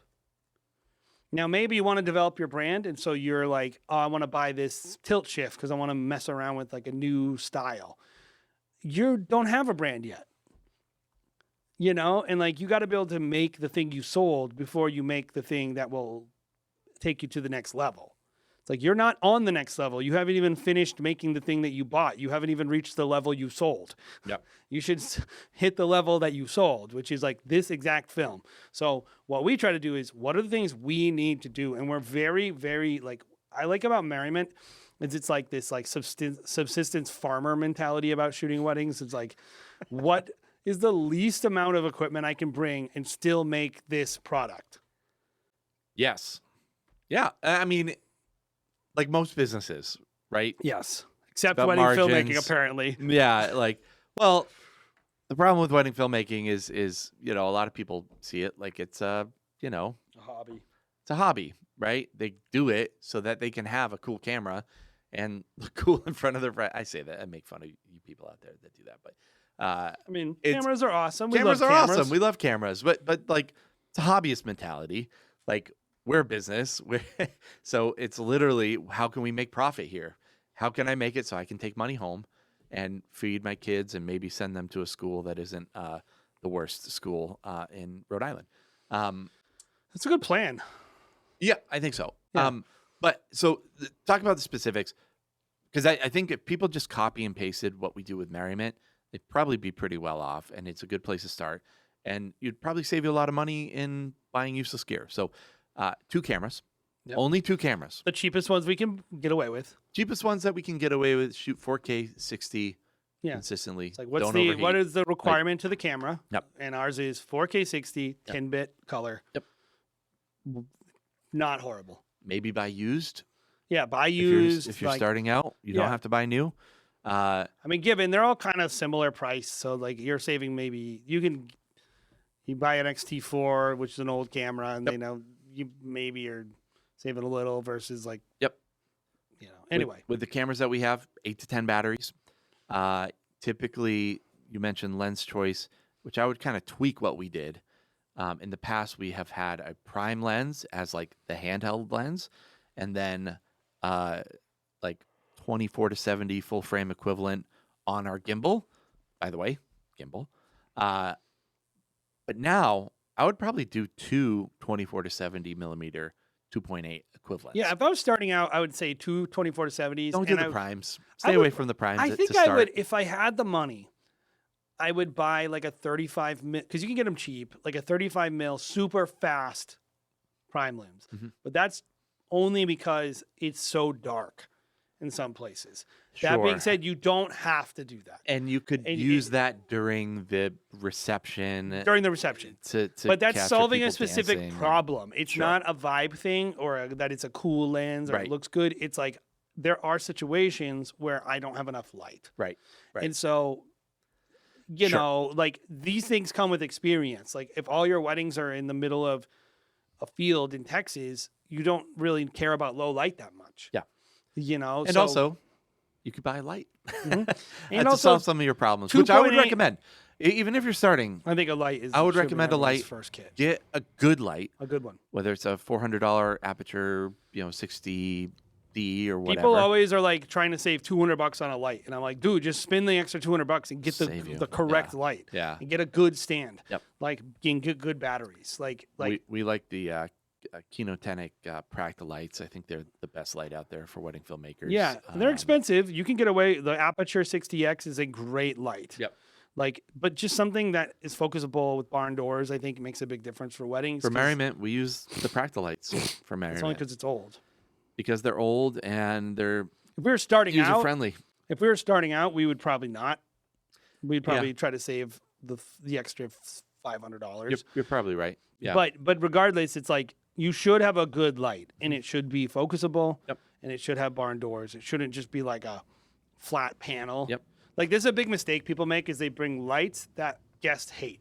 Mhm. You can't bring a light that wedding planners, venues, and guests all hate. They will talk about it. They will share that this guy came and blasted this ugly light. Yep. But you should have a light because this will separate you in the market as more professional and learn to use it by following channels like Wedding Film 101 or Wedding Film School. Yep. But yes, a light. So we talked about cameras, talked about lenses, talked about light, let's talk about audio. I love those little portable dual microphone systems, transmitter receiver sets, for a couple of reasons. A, they're cheap. Everything's cheap nowadays when it comes to audio, it feels like. There are some issues there with time coding weird stuff, if I'm correct, which I think they're adjusting and making better with newer iterations. But I like them because they're fast. I like them because as a beginner, you can actually see your audio levels. I like it that it records straight to your camera because it's a receiver. You can plug it right in. The Rode stereo, it's not stereo microphones. The Rode lapel microphones are good. The DJI microphones are good. I would start there. You can get the Tascams. Those are kind of like industry standard. Tascam DR10s. Is that what they are? DR10L. DR10Ls. I would Industry tell standards. I would tell someone, this is my take on it. If I was starting out today, Yeah. I would get a Instamic and I would get a DR10L. Okay. And because you suck at audio really bad. And then I would quickly get a line level recorder. Yes. Like I would get something that, and by line level, it means XLR inputs is recording at a lower volume level than like. So you would totally stay away from those microphones that I recommended.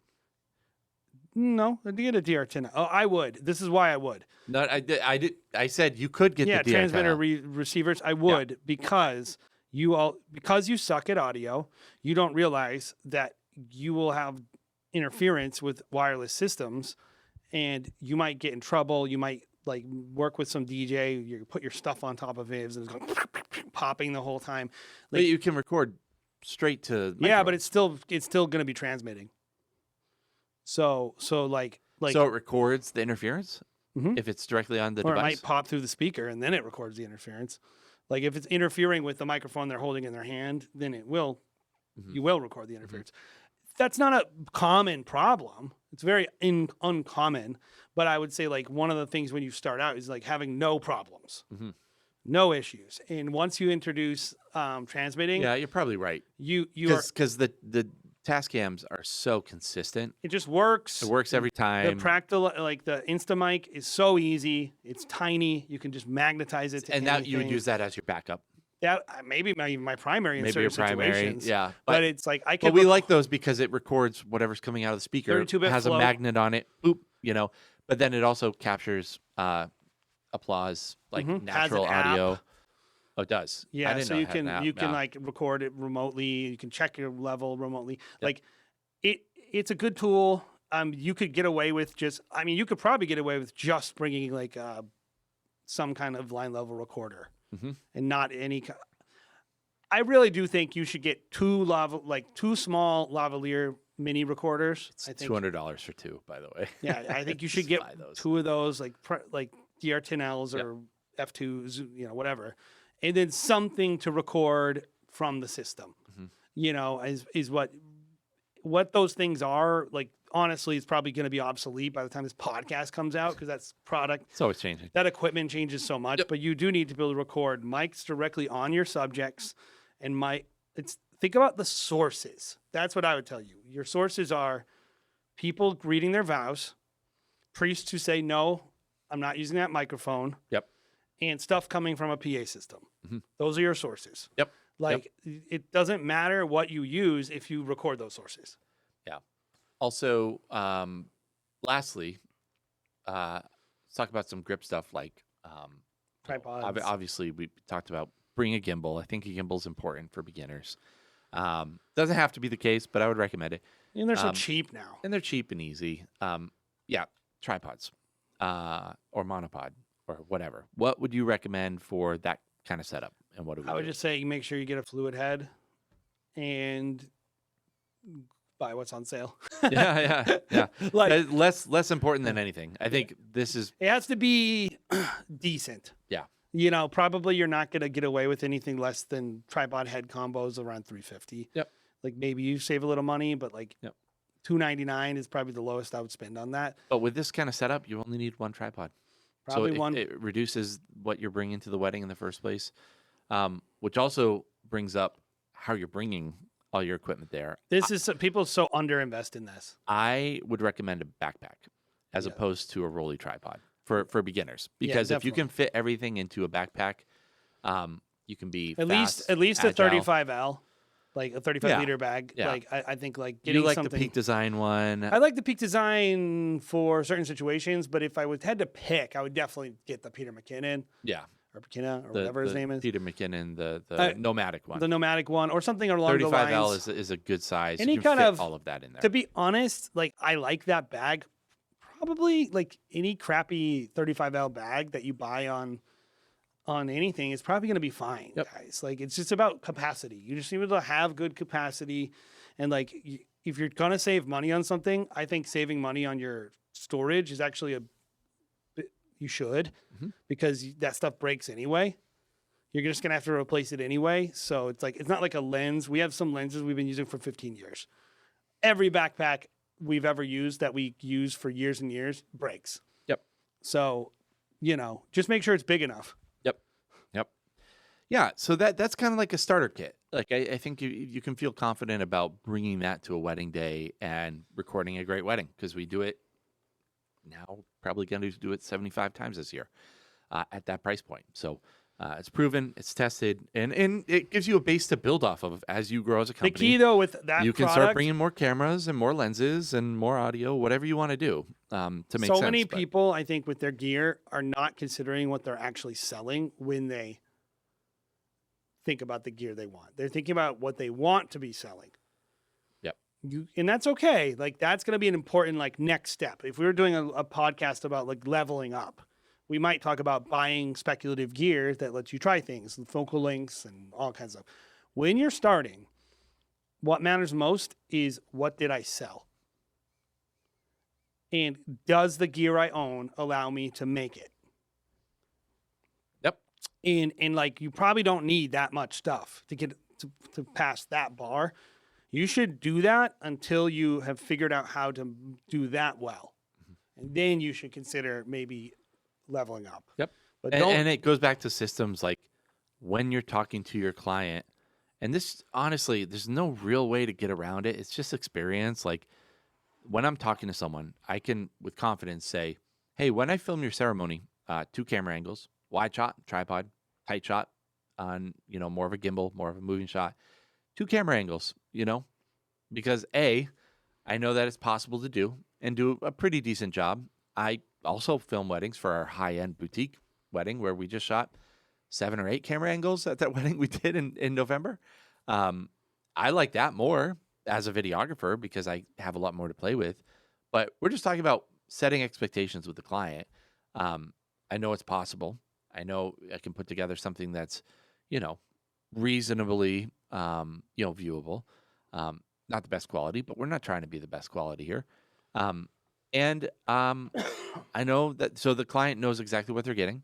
Yep. At the end of the day, and they're happy with it. Yep. So- And they're not thinking like, but where's my tilt shift Yeah. content from Yeah. that wedding? Like they're not thinking that Yep. anything negative about the thing that you wish you could do someday. Yep. Yep. One thing we didn't talk about with gear, and this should be the last thing we do, and then we'll close out, is we didn't talk about drones. Oh, yeah. I personally do think you should have a drone. But I will say this, you can get away with it not having a drone. So it would be like if I was like putting together my kit and I was on a budget and I was trying to cut things, that would be one of the things I cut. That would be like the first thing I might cut off my I have to have this list is drone. How do you feel about that? If you have to, Yes, you've had to. Say you had but I would rather play a game of like, if this or this, like, exactly would you rather have a third camera or a drone? a drone. Drone. Or would agree. I rather have all the things that I could barely afford to get my business starting or a drone? No, all I'd the rather have things, those yeah. things. I'd And rather have good audio I'd equipment. rather have 2 cameras. I'd rather have good audio equipment. Yeah, I'd rather because have not having good audio equipment will give me an anxiety attack, where having a drone might just cost me. having a drone does not, unless you sell drone in your packages, which you can choose not to, by the way. Yeah. And it might be that you can't. It might be that your market, everyone has drone and you have to do it. So Yeah. keep in mind. But also, that, I think it is a feature that sells people so handily. Like, Yes. it's just something that everyone wants. And they see a drone, they're like, oh, they must be good. this is what I mean. You have to be able to make what you sold. Yeah. If not having a drone keeps you from selling weddings, then you have to have a drone. Yep. It doesn't matter. Like, ultimately, that's what I'm saying. Yeah. And if you sold a wedding and the person never thought about it and none of your footage had drones, Yep. say you had like no drone and you made a bunch of films that you put on your website and a bunch of people came and they bought that film and then they were like, oh, this is cool. I love this. Yeah, I want to buy this. You never mentioned drone. It doesn't say anywhere. You don't have to buy one. Uh-huh. Yeah. You should the person bought no drone. They never saw drones in your work. Just shoot what they bought. Yeah. And then, if you had a bunch of drone, because you're like, I want to this is the thing you got to keep in mind. If you're starting your business and you say, I'm trying to do this banger thing, can I borrow your drone, buddy? This is a great wedding for me and I want to make it awesome. Will you fly drone and give me some footage? Once you put drone in your offerings, even if you don't mention it, if you show stuff in your portfolio, you have to be able to do that for every couple. We charge for drone, but when I charge for drone, I say, here are the packages, here are the a la carte items. Mm-hmm. So when people watch drone, they go, and I'm talking them through packages, I go, I don't say that we include drone in anything. I include it in our a la carte menu. So they go, oh, I see that it says drone here for $500. Yeah, it's an add-on. They know every single time. You have to be so well. clear And with some people say, I don't care about drone. Yeah. I'd rather save the money. Yeah. But it's like That's whatever their it decision. is, that's their decision. But you can't have drone and then or have anything in your portfolio that if a person asks you to do it, you can't do it. Mhm. So that's an important gear consideration is Yep. what you're showing and what people are buying.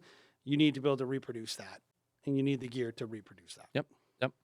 Cool. So let's wrap this one up. Guys, thank you for listening to another episode. Hope you've enjoyed it. Beginners, hopefully if you are, a veteran and you've been around for a long time, you've also enjoyed this episode, especially when it comes to It's like a your own mega-sode. systems. Yeah. This is a long one. How long do we go? Like an hour and a and half? 40 minutes. Nice. Oh, that's extra bonus content. But honestly, well worth it. I think beginners, there's a lot to kind of consider when you're first starting. And, we do plan on putting out those resources just to recap. Wedding Film 101. We didn't even talk on the about lead YouTube channel. generation. There's so much more to learn about. There's more. Wedding Film 101, something that we're going to be doing soon. And you should be able to go onto YouTube and find those videos now, free resource. Go to weddingfilm.school/resources. You can also find some free things there. If you want to set up a coaching session, that's something that we didn't talk about. You can set up a coaching session on the website as well with Jason or myself or Bobby, I believe, too, is on there. Yeah, I mean, as well. the time is limited, by the way. So if you don't see a schedule that you like, just reach out. Yep. And so, a lot of resources to kind of get you guys started. I think that's it from us this week. Anything else you want to add, Jay, before we go? No. Nice beanie, by the way. Oh, thank you. It says Wedding Film School on it. Been seeing a lot of those out there these days. Yes, I would just say if you're starting out, you heard this episode and you got all the way through it, you're going to get 10 Wedding Film School points. Congratulations. Yeah. How did those get calculated? On the website or just mental notes? Well, it's an inherent value. It's like, Yeah. It's like, this is very important to the world, what we're doing.